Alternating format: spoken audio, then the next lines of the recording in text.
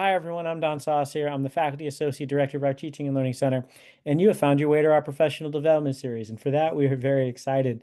Our Professional Development Series meets at noon on Wednesdays over the course of the entire academic year, so we're glad that you're here. We're to begin today, as we always do, with a land acknowledgement. Okay, Don, just give me a thumbs up whenever you see it. Okay, cool. Here we go.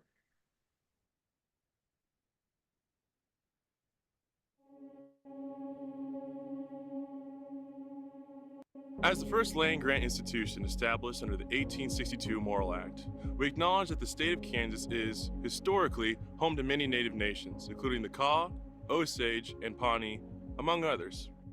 Furthermore, Kansas is the current home to 4 federally recognized native nations: the Prairie Band Potawatomi, the Kickapoo Tribe of Kansas, the Iowa Tribe of Kansas and Nebraska, and the Sac and Fox Nation Missouri in Kansas and Nebraska. Many native nations utilized the western plains of Kansas as their hunting grounds, and others, such as the Delaware, were moved through this region during Indian removal efforts to make way for white settlers. It's important to acknowledge this, since the land that serves as the foundation of this institution was, and still is, stolen land. We remember these truths because K-State's status as a land-grant institution is a story that exists within ongoing settler colonialism and rests on the dispossession of indigenous peoples and nations from their lands. These truths are often invisible to many. The recognition that K-State's history begins and continues through indigenous contexts is essential. Please remember These truths, because we still remember.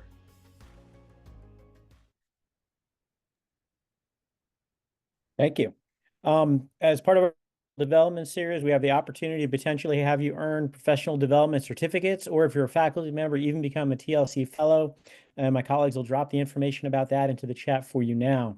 While we meet at noon in real time over Zoom over the course of the academic year, we also archive our events and post them on our website after the fact. So you'll be able to see video of this event later today if you'd like. So you can definitely cue your colleagues to all of the wonderful information that they might miss if they're not here in real time. Next week, we're going to have an event by Brandy Dissinger on curriculum revision. This was a part of our little showcase last that was so amazing that we were like, 10 minutes is not enough. We need to give you a full 50 minutes for this. So we're going to have Brandy come in and talk to us about curricular revision next week. Definitely be here for that. Another announcement Andy Faber would like me to make, and you might have seen this in today's K-State Today. Andy Faber is our director of the New Faculty Institute. And Ashley Schiffer just dropped the information into the chat as well. But they have a at the Archives and Special Collections this coming Monday from 3:30 to 5 in Hill Library Room 581. I believe that's the Hemisphere Room. So you can definitely check that out. And you can attend if you're not new faculty. So this is open to anyone who would like to come and see those show and tells at the Archives and Special. So definitely check that out. The one final announcement before I handle over today's very patient presenters is that the Teaching Small Online Book Club, led by Susan Parath, had its second meeting recently. Its third meeting will be coming up on December 6th from 1 to 2 over Zoom. These have been really great activities to kind of talk about how we can make our online teaching in particular be excellent. So definitely check that out if you're interested, and information has been posted on our social media as well as on our webpage. And I think with that, I've done all the announcements and I'm ready to welcome today's guests. So today we're very excited to have Rebecca Paz and Eric Thompson come and talk about teaching and mentoring first-generation students from an asset-based lens. These are contributions that Rebecca Paz has been part of for a number of years here for the TLC. Supporting first-generation students is really important for us as educators. I myself, as a first-generation student, I'm very excited for these events. So without further ado, Eric and Rebecca, the floor is yours. Thank you, Don. Good morning, everyone. As Don indicated, I'm Rebecca Paz, and I serve as Assistant Director for the First Generation Student Center. And just to let you know, I have a really bad cold, so if I sound a little weird, forgive me. Hello, I'm Eric Thompson, Director of TRIO SSS, that's Student Support Services at Salina, and ESS, Educational Supportive Services here in Manhattan. So nice to be here with you all today.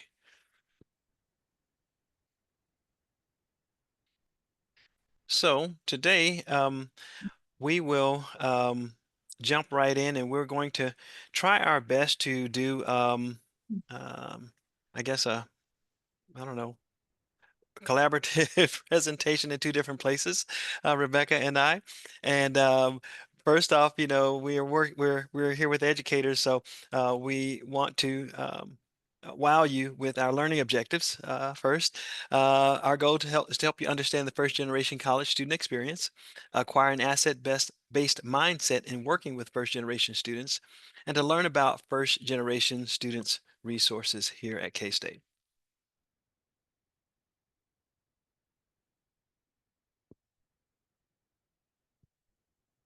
Okay. Sorry, Eric, would you go back one? Okay, There we are. all right. So at K-State, the definition of first generation students are those students who need a parent or guardian completed a 4-year degree. Okay. And so with that definition in mind, how many of us are first gen? I'm gonna raise my hand. 1, 2, 3, 4, 5. Wow, that's pretty awesome. So later on, and I'm hoping that the rest of you I know are first gen allies, right? And so this workshop is also part of the celebration of First Generation Student Week. And later on, we're going to tell you a little bit about the events. But something to just also want to let you know that K-State is recognized nationally as a first gen forward network champion institution. So what this really means is that we're a model for other universities, and this is something that we're very proud of. So in order to kind of understand a little bit the first gen experience, we wanted you to ask a few questions. And if you don't mind participating in the answers, and you may know this, or maybe this is something that we all need to learn. So it's true or false.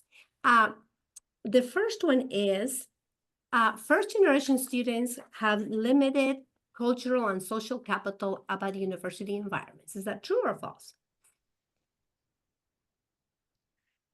I just want to say there aren't any prizes, so just imagine there's a prize.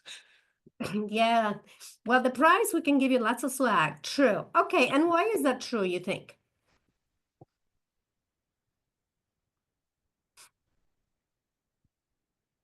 Any sociologists, psychologists in the room? And so basically, it's true because their parents did not go to college, and that's the whole thing, right? Their experience is very different from the continuing generation students. So thank you for saying that. I'm trying to read the chat too.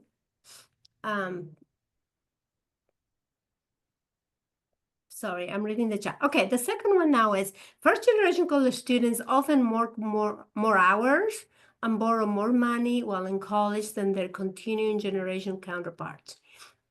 Is that true or false? For some reason, my hand is high. I don't know why.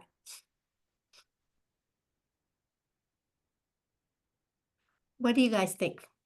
Number 2, true or false? True. True. Okay. True. Yes. And this is basically backed by research.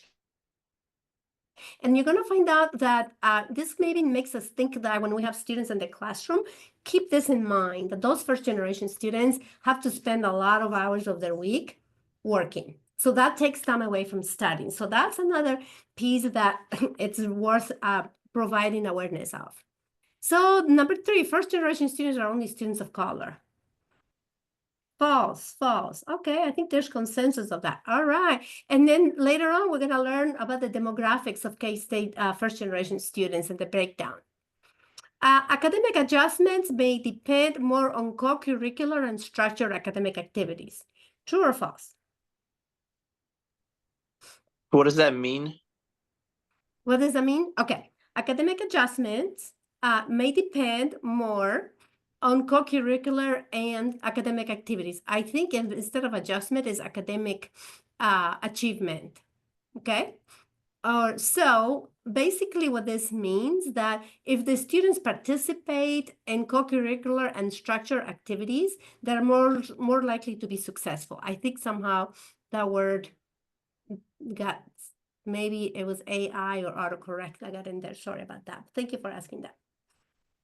And Eric saying, yeah, high impact practices as an example. For example, the CAT communities, right? So, and when we talk about sense of belonging, we do so much for the students the first year so that they find their people, and then because they also learn a lot outside of the classroom. And we know that learning is also social. So that's what it talks about. So first generation students don't want to be a burden to their family, and they feel pressure to succeed and make the family proud. True. Anybody disagree? Yes. And we see this over and over, not only in the research, but when we talk to our students, they're really motivated to they don't want to be a burden to their family, and they feel the pressure to succeed because remember, they're trailblazers, right? They're paving the way and people are looking at them. Okay, so now that we know a little bit about their experience, I want to tell you a little bit more about the research. And there's been a lot of research on first generation students coming out maybe in the past 10 years, and it's growing and it's becoming really exciting to follow. And so the first one is that it's not surprising that there's an equity gap when it comes to the students' graduation rates. And at the national level, that's 20% versus 49% for 4-year grades. Okay, so remember that they graduate at significantly lower rates than their continuing generation counterparts. The other thing is they do not possess cultural and social capital related to higher education. And so what I'm saying here, especially sociologists, psychologists, we hear about social capital, right? And we've always heard that our first generation students don't have any cultural and social capital, and that's why they don't do so well. We've heard that many years past. Well, there's a new researcher, and her name is Tara Yosso, and she's challenging this. She's basically saying, yes, they do not possess cultural and social capital related to higher education, because these students bring a lot of experience and a lot of wealth.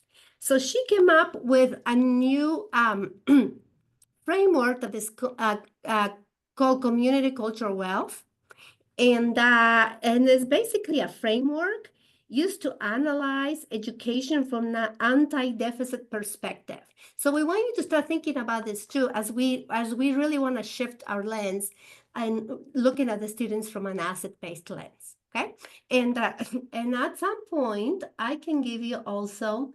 I'm going to put in the chat her information right here, if you're interested in reading more about it. So because their parents did not attend that university, they have to decipher the hidden curriculum. All right. Now, this is also huge. So can we talk a little bit about the hidden curriculum? What do you think a hidden curriculum is?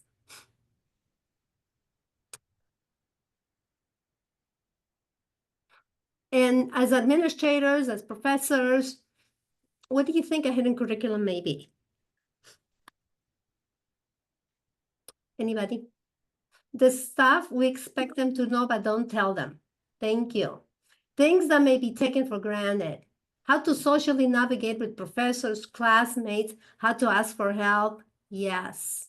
How to navigate the university. So let's think about a student whose parents went to college, right? When they come to college, there's going to be a transition period, but if they hit a bump, they call home, and the parent may say, oh, no, don't get discouraged, persevere. Whereas if the student who's first gen calls home, the parent may not be able to help them figure out what that means, the bump that they hit, and they can get discouraged. So it's really important that we connect our students to resources, because we also know that K-State has a lot of resources. And I know Eric is going to talk more about that. Okay. Rebecca, can I offer a very sort of practical example that many of us see every day? In working with TRIO, and working primarily with first and second year students, I often struggle with students who misunderstand the purpose of withdrawing from a course if they're not doing well. whereas they see it as a failure, and even the families may say, "Don't quit, don't be a quitter," not realizing that it's simply a strategy to protect your GPA, and that the institution has built-in mechanisms to ensure that they can, get a complete refund for the tuition, but also even at a later point in the semester, withdraw from that course with a W to protect their GPA.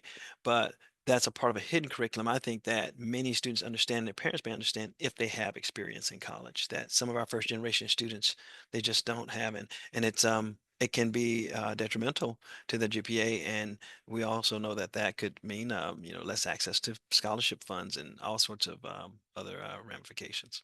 So,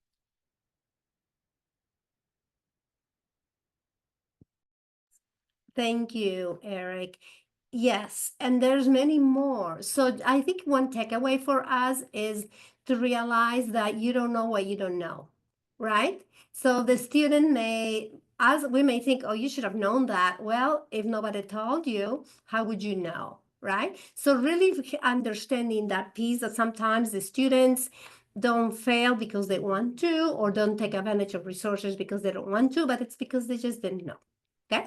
Then they are resilient, diverse, and many possess community cultural wealth and comprise many intersecting identities. And this resilience is something that is really, I would say, very strong in our first generation students, because remember that they're trailblazers, right? And then they don't give up. And this community cultural wealth means that they have a lot of, they have social familial capital. They have a lot of strengths that they bring. And in a nutshell, their presence enriches the campus experience. So quickly, equity scorecard. Earlier on, we saw that there's a huge gap at the national level, and everybody's talking about first gen and how are we going to close the gap. So K-State undergraduate students are 25% first generation. We really want to increase this number. And then there's also an equity gap, and this is examples of the most recent equity gap. And actually, we're doing better in our first year retention rate. This is something we're really excited about. It's gotten better because we're 79%. We want to reach 81, and I think in the next 10 years. So we're pretty close. The 4-year graduation rate, there's a bigger equity gap, and then 6-year graduation rate, not as much. But this keeps things in perspective, and what are we doing? What are the things that we can each do to help close the gap? And in the classroom is such an important piece where you can help us close the gap.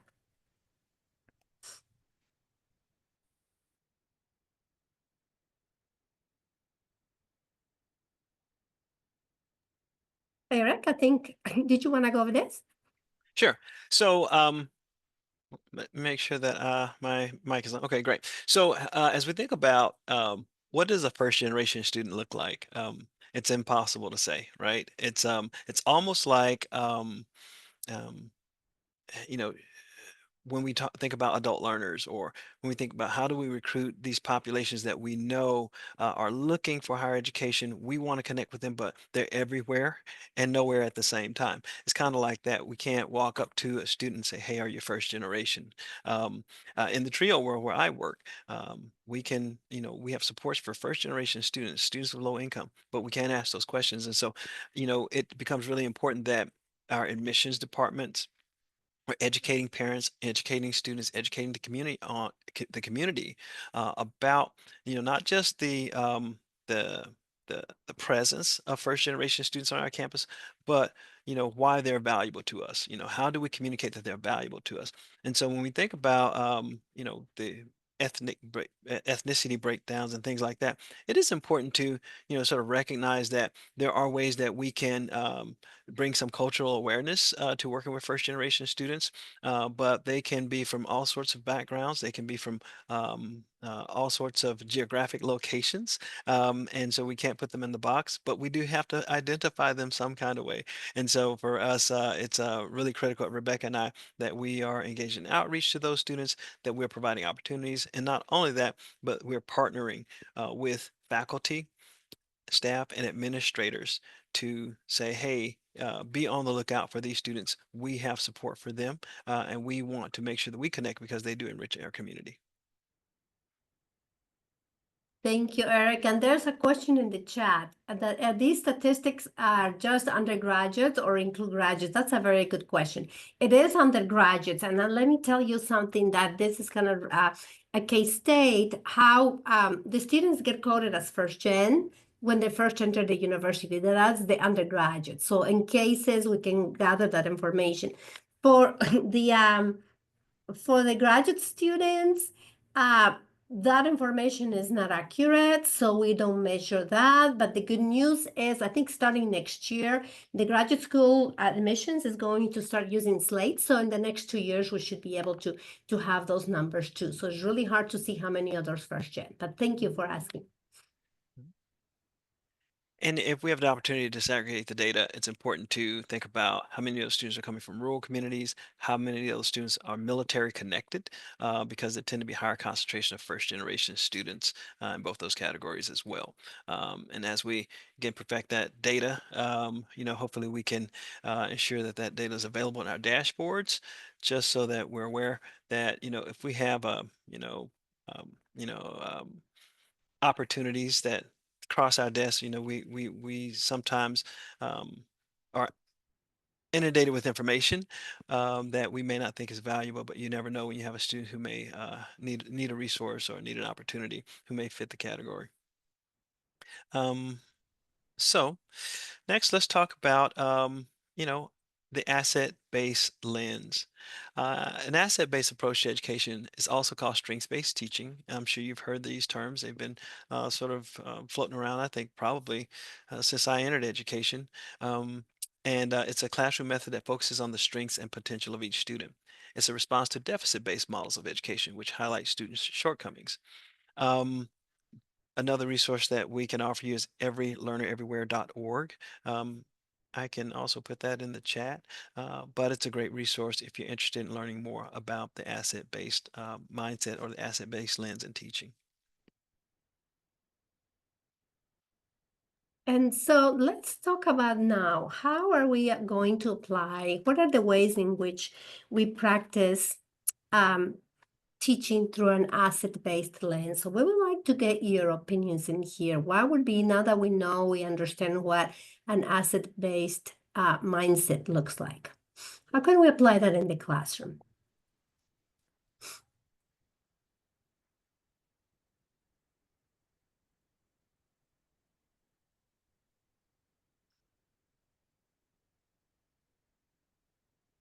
Anybody? Give options for completing assignments. Okay, thank you, Dr. Saucier. Okay.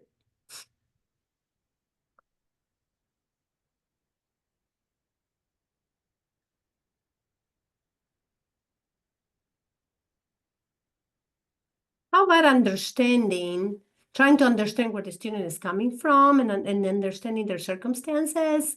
Sometimes we assume that maybe they're lazy, they didn't do the homework, but it could have been other things, because remember, a lot of stuff happens in their lives.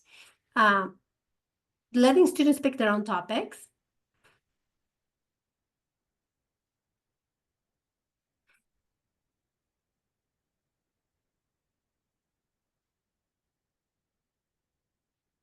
Any other?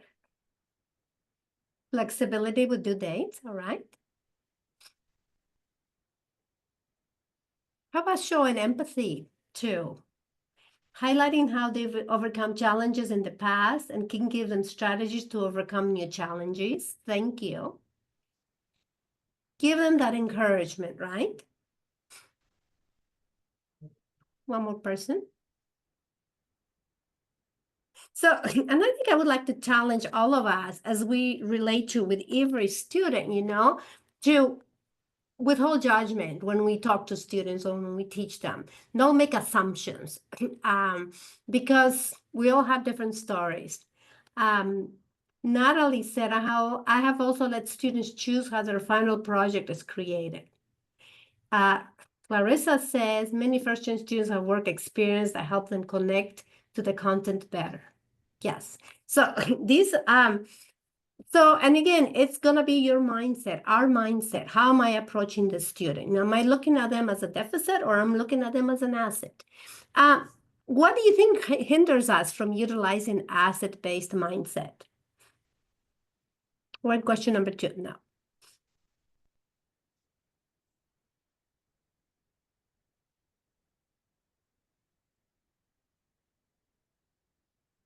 We're unaware of their strengths. Thank you.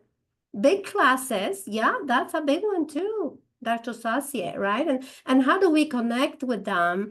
And because, you know, when we know people, we like people, right? People can make assumptions about everybody. But once you get to know somebody, like Don, you know, Don is, he's teaching, he's a professor, but I don't really know him. But if I get to know him, I realize he's really cool, right? And so that's how we, for sure. And so that's, I think that getting to know the student a little bit. Yes, he is. But I also believe, you know, getting to know, being approachable, you know, if we're not approachable, if we're distant, we may be hindering us, right? Not only from having that mindset, also from having the students connect with us. Sharing our stories is also important. If some of us are first gen, it would be awesome if you could share that, because that would also help the other students connect with you. We have placards in our office that you can put in your door that says I'm first gen graduate. But if you're a first gen ally, we have the same for you. We'll be happy to give that to you. Okay. How about the language that we use about our students? Would that hinder us too? Right? Sometimes what we say is what we think. So I want us to start thinking about what's the language that we use? What does the syllabus look like? When I interact with a student, what am I thinking? Am I seeing them as as a strength for the university or not, regardless of their grades? And the last question here is, how do we change our mindset?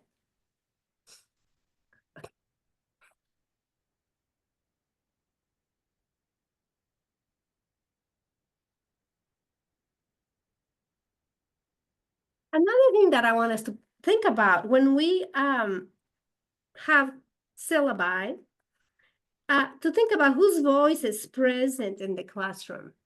Who are the voices that speak up? Who is included? Who's excluded? When we create a syllabi, whose culture is being experiences are validated and which ones are not? You know, are we validating everybody or not? Think about those things. And Natalie says, for the last one is, give me a second, getting to know students and recognizing different backgrounds.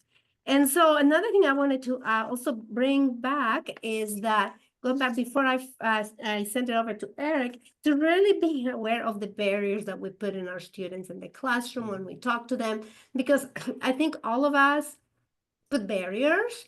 And I know with our work, for me, I don't realize the barriers until a student talks to me and I'm thinking, oh, shoot, that's a barrier. Like, for instance, finances, we know it's a barrier, right? But having to fill out long forms, for example, applications for scholarships. We have scholarships to the center, but we realize that if those applications are more simple, more concise, students are going to apply, right? So always trying to think of ways of how do we get rid of barriers. Eric, I'll let you go with the next one. Sure. So as we think about acquiring an asset-based lens mindset, I think someone put it in the chat. You know, change is hard. It's hard to sort of, we wouldn't talk about mindset if it was easy, if it was something that you could do with the snap of your finger. But I also think that we're all lifelong learners, and I think it's one of the things that really adheres us to the work that we do as well. And so as we think about, any sort of mindset change, the language is important, right? I was joking with someone yesterday, and I said, thinking about the difference between a diet and a lifestyle change.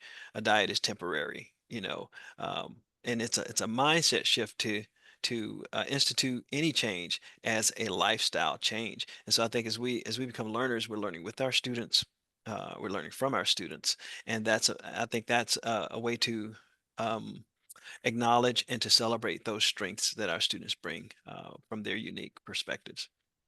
Fostering diversity, equity, inclusion, and belonging.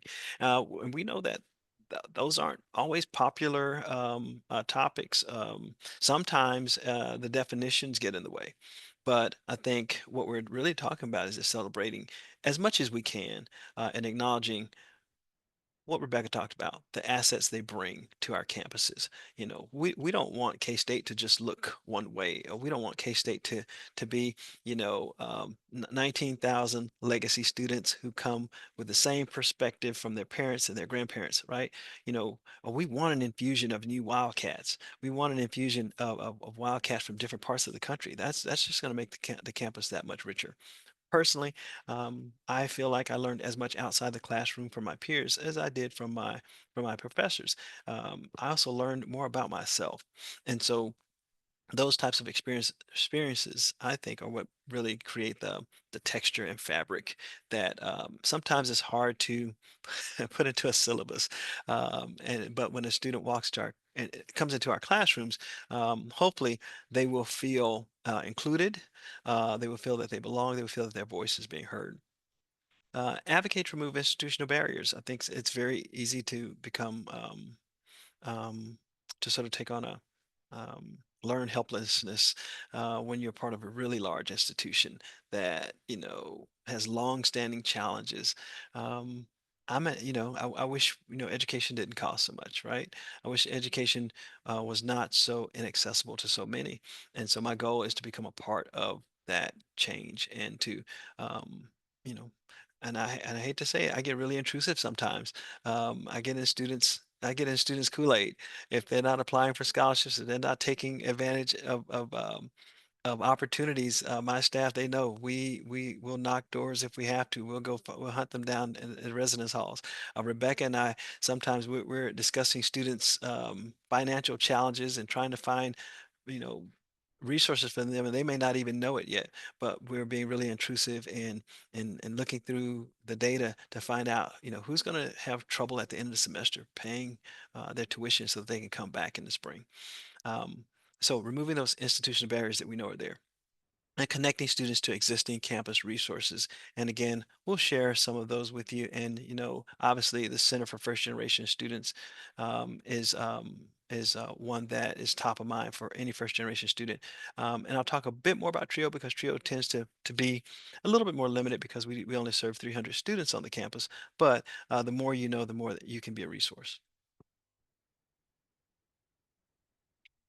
And we do have a QR code here if you'd like to kind of take a look at some asset-based language as we talk about shifting the way we talk about first-generation students or any student who comes to us with some vulnerabilities is the word I like to use.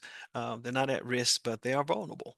They're vulnerable to the environment. They're vulnerable to those institutional barriers we talked about. So really examining our own language, both implicit and explicit, seeking to understand cultural differences and intersecting identities. Some of that has to do with, as a part of any educational process, there's assessment. And what are we assessing? Are we also assessing student strengths? Are we also assessing what they bring to the classroom or to the environment, to the learning opportunity? Removing communication and language barriers as much as we can, really being cognizant of our environment. Just as an aside, and I like to tell stories, I'm sorry, but I was looking out the window one day and I saw a student struggling. My office is in Holton Hall. I saw a student struggling in a wheelchair, going up the hill to their car. It was in a handicapped parking space, but I mean the hill they had to navigate in that wheelchair was just the upper body strength it took to navigate that had to be incredible. And so I was, on my way to kind of rush out and help them, and I had to think about this person. Do they want help? Should I intervene or not? But all those things are things that we should be wrestling with. These are things we should be thinking about. What are the barriers that are there that we can potentially influence with our privilege? Um, Leveraging students' community cultural wealth. What do they have to bring? Are there opportunities for them to infuse their own learnings and experiences into the classroom, into the curriculum? And representation does matter. I was an admissions guy for a very long time, and I'll tell you, when students are making decisions, when parents are making decisions, um, you know, you don't know what you don't know. Okay. I remember when I was a therapist a long time ago in a previous life. I was working in Wyandotte County. I was the only black male therapist in Wyandotte County, and I had about 60 families on my caseload because many of those moms thought that, you know, my my my young black male son needs to work with a young black male therapist. But that's just because they didn't understand the process. That's a natural um, um, um, assumption. And so, for me, the barrier was, how do we explain to those families once they come into our center that any of our therapists, they're all trained well. Any of us can help your son, but what we did instead was we put all those young men on my caseload, and so sometimes it'll be a month and a half, 2 months before I could even see them because I've had all those. So the intentions are good. We have great intentions, but sometimes we allow our assumptions, and we allow we're the experts, and sometimes we have to sort of educate families on how we're addressing these matters. So when it comes to representation, sometimes students and the parents are looking for someone that looks like them. And sometimes that is important, sometimes it's not. But we have to engage in those conversations. We have to be ready to meet that challenge and meet that need. And we have to somewhat strut our stuff. Um, we do have faculty, staff, and administration who are first generation, who represent multiple identities. And there are safe ways, I think, to share and to attract students and their families to the educational opportunity that we provide. And what are you willing to share about your story? Um, Everyone has their own comfort level, but I'll tell you, I am very proud to tell students that I failed college algebra twice and I passed it the third time. It's one of my favorite stories to tell because to me, it's a story of resilience. It's a story about grit. It's not necessarily tied to my identity, but it is tied to that first generation college experience and not really understanding that sometimes you have to do something different to get different results. And I found that goes a long way in helping me to build trust with students, to build that connecting point, because college algebra is a challenge for lots of people. Not everyone, but lots of us. So, Eric, may I add something really quickly about mhm. the language that we use? Yes. Mhm. We're talking about barriers, and we have higher education lingo we're all very aware of, right? That's our second language for sure, right? We talk about GPA, CATS cash, CATS this, and then drop dead. There's so many. And so for our first generation students, even for every student can be confusing, but specifically for the first generation students. And when they hit the wall, the first reaction for them is, oh, shoot, I shouldn't be here. I don't belong here. So what we have done, the First Gen Center has a glossary of terms that Eric explained, and that gives you description of everything that the student will need to know. So that would be also a great resource for you to put in your syllabi if you would consider, right? Because there's a lot of lingo that we use, even in the meetings that I go to sometimes, right? We talk in acronyms, and I'm thinking, oh shoot, what does that mean, right? And then when you don't know, then all of a sudden you feel like, oh, I should know this. And then the other thing that actually we didn't touch on, and I'm realizing, is that imposter syndrome that happens, that a lot of first generation students experience. Is very, very common. They feel that because they may not know the lingo, because they don't know how to navigate a specific environment, that they don't belong in college and they feel like an imposter. And see, probably 80% of the time that I talk to students, they all can really identify with that imposter syndrome. And so we want to create awareness and then and tell them that they belong, right? Telling somebody you belong is very powerful. And also believing in somebody that they can do it is also very important. And also in your classroom, challenge our students, right? Because if we give them challenges, like we're saying, you can do this. And I think that's also indicating that you have an asset-based lens. And I also like to throw in, Rebecca, and I think someone made the point earlier, co-constructing goals with the student. So important. I have worked with students in my EdSup course, which is really fun because you get to sort of, there's about a third of that course you get to sort of design yourself, and allowing those students to, you know, create the assignments that have some meaning for them is really motivating. I found, especially first generation students, finding meaning in what they're doing is so important. Service learning. Um, um, again, just those high impact practices where they're able to actually connect with their peers, connect with their professors on a different level, participate in research, um, design what that experience is going to look like is so important. Thank you. So let's get sort of, personal, or let's get up close and personal. What do we have available for students at K-State? So you're already familiar with the Center for First Generation Students, and Rebecca has kind of already talked about what it means to be a champion campus, a first gen forward champion campus. It means we, have done a good job. Obviously, we have goals to do more. The TRIO programs have been working with first generation students since 1965, and I'll talk just a little bit more about that. But we also have these other TRIO programs represented on our campus. And I always like to ask the question, do you know TRIO?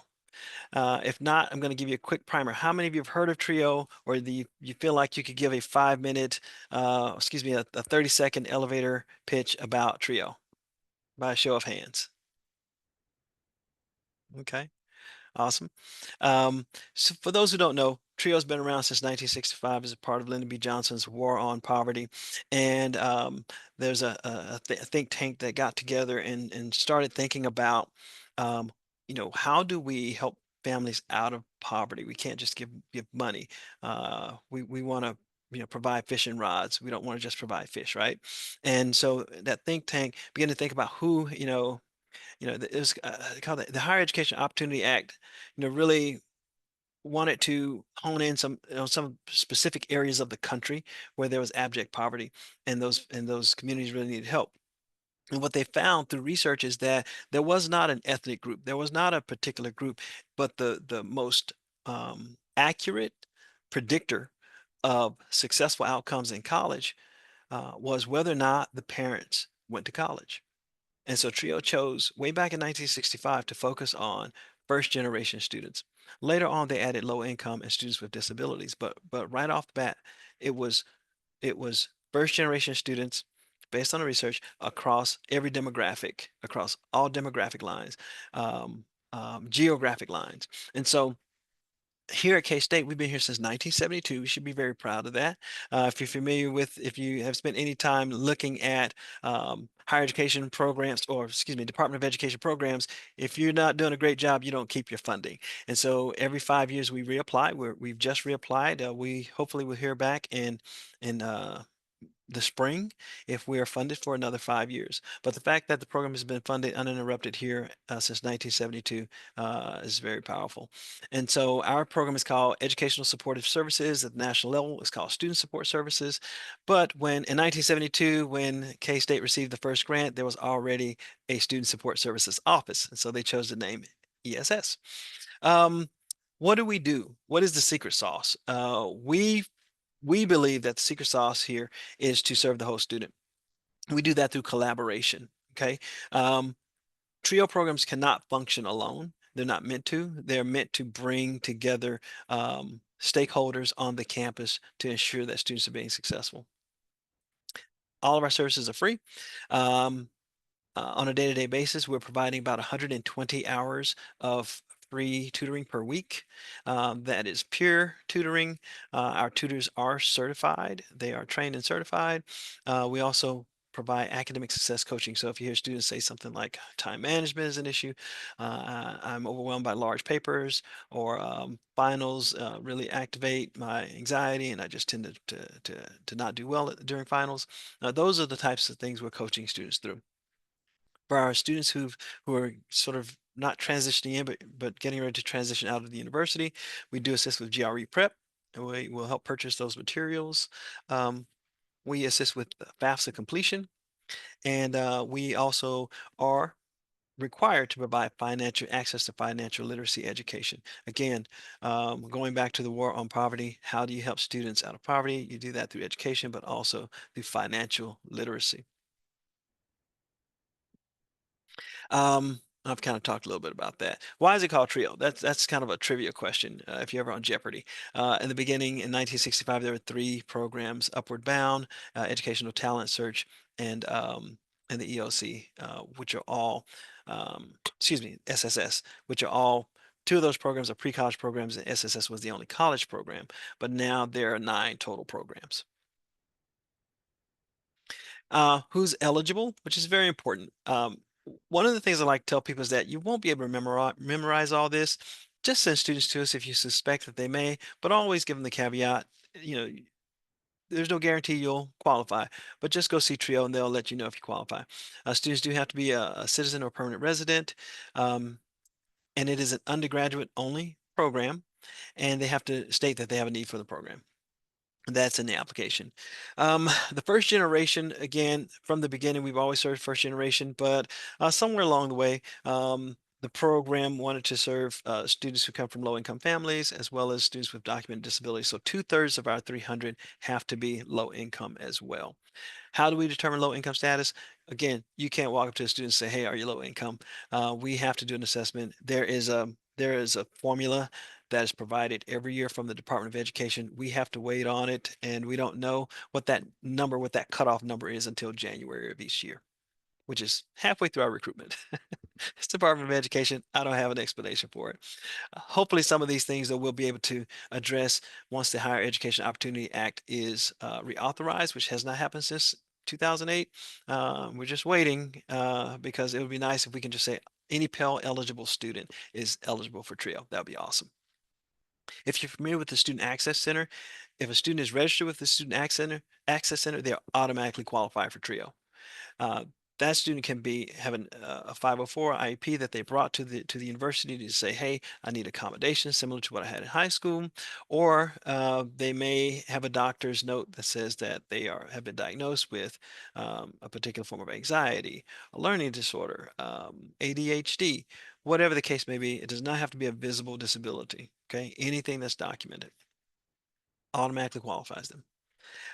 So what do? This is, what we've told the Department of Education we would do is that our students would persist at about 86% from fall to fall, remain in good academic standing, and receive their bachelor's degree within 6 years.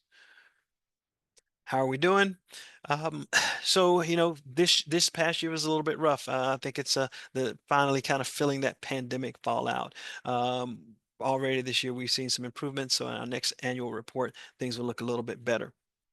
But Rebecca talked a little bit about the first generation student equity gap. And again, this is the gap that we're trying to fill.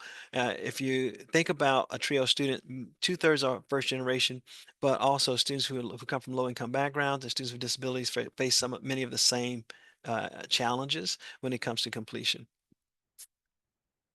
But we're doing pretty well. I would say, hopefully, you know, we'll be back to meeting our objectives 100% like we were in 21 and 22 this year.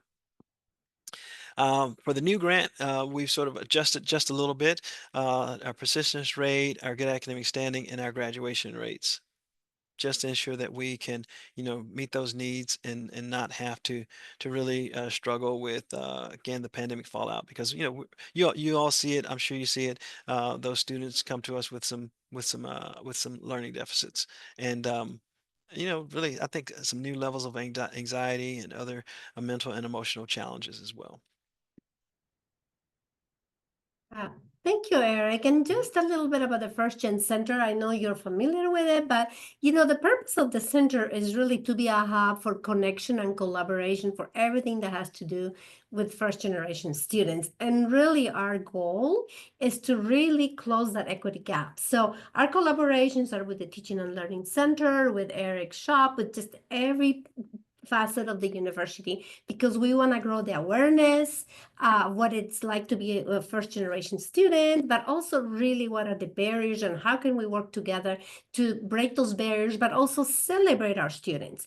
And quickly mentioning that we are recognized as a national model, and I really want you to know this because we have been recognized for the leadership that we have had in advancing first generation student success since the beginning of the center, which was 6 years ago. And this is why we have the logo. Okay, so now the next I want to tell you quickly about celebrating our students in the next slide.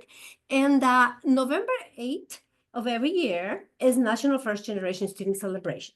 So most universities across the nation celebrate that day, and they figure out different ways to celebrate their students. At K-State, we've been celebrating for 8 years, and our celebration is a whole week, and we're very proud of it.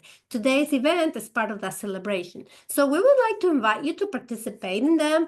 There's Tri-Alpha induction ceremony. We are going to induct 110 students today into an honor society to recognize their academic achievements. Tomorrow, there is a celebration in the union. If you can be there anywhere between 10 and 1, we're going to give out scholarships, 20 scholarships to students. There's a bonfire. Also, Salina is having a luncheon tomorrow. So we're just really trying to expand the celebration. And if you are at the union this week, if you can really pay attention to this first gen video portraits, because we have created, with Mr. McClendon from the Beach Museum has created, this is a wonderful, and it's a wonderful project to really feature our first gen stories. And if you miss it this week, you're welcome to come to Halls Hall because we have it available. Okay, so those are just a few things that we have. And I know that we're almost out of time. So we have additional resources if you want to do some more reading about first gen, or if you want to talk more about first gen students, how we can collaborate. If you're a first gen grad, I would love to meet you because we want to get our faculty and staff also involved with the students. Mm-hmm. And also, this presentation is included in that link as well.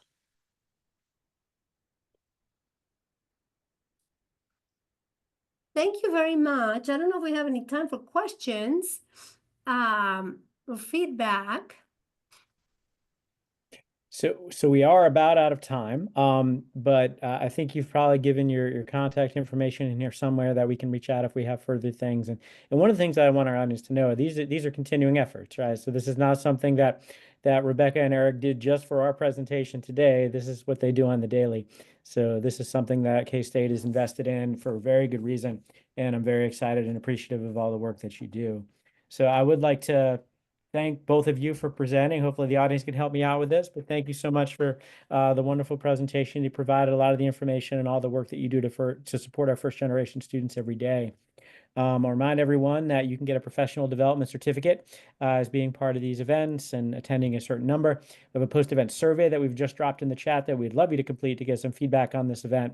I'll remind you that next week, Brandy Dissinger is going to be talking about curriculum revision as part of our TLC professional development series. And as always, I'm so excited that you're here today, and we will upload the video of this event a little bit later so you can point other colleagues to it. So thank you so much for being here, and I hope you have a great rest of your afternoon. Thank you, everyone. Thank you. Thank you so much. Such